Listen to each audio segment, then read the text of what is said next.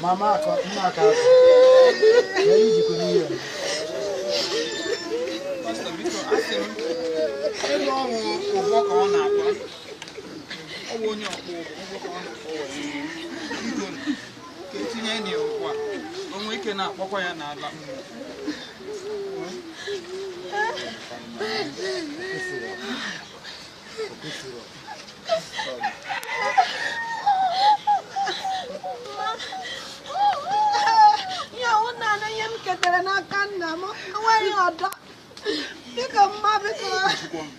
Take your line again. Take your line again. Focus now. And pick up and action.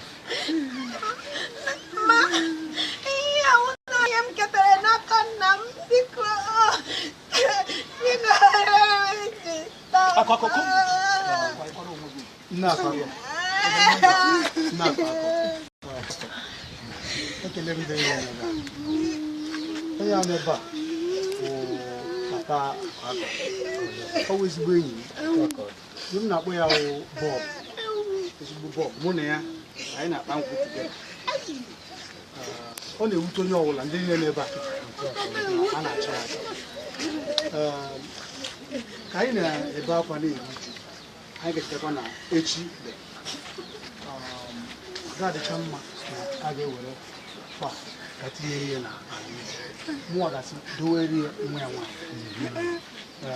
Tupu ya nwa oge ọ dị ndụ always gbe enyi o ji aka ya kpọm si m nlekọta ezinụlọ aga m na-elekọta ụlọ dịka m si fue na m ga na-elekọta ụlọ aga m agba ya azụ n'ihe banyere ezinụlọ ana m asị dosa ihe ụmụ okorobịa bute na ozi ga aga donye ya n'ihi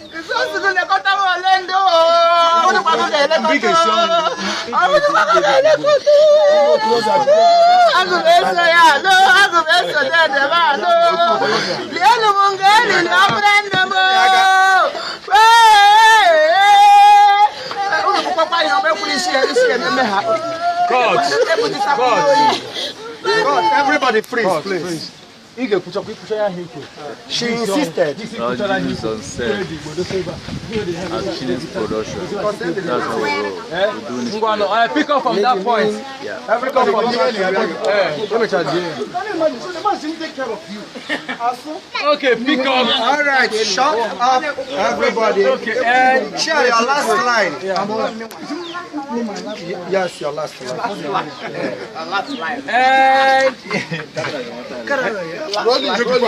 And I cut. When you're ready, all right. From my line, which line? Reaction From her now. His line. Yeah, his last line to the woman. The woman is not saying anything. That she will say something. Okay, she will insist now. Yeah. Okay. And ask the boys to carry the distance. Okay. Roll your audio file. 34. Editor take notes, endpoints. Still on scene 13. And action.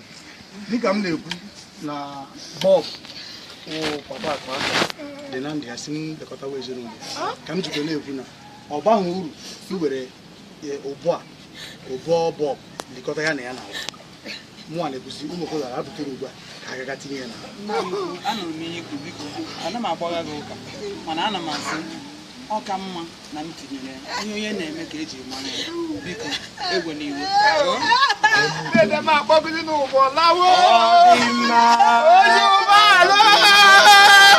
Dede m bụ ụgbọala.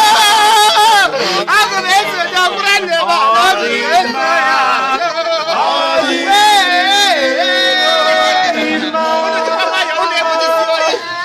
a n'obi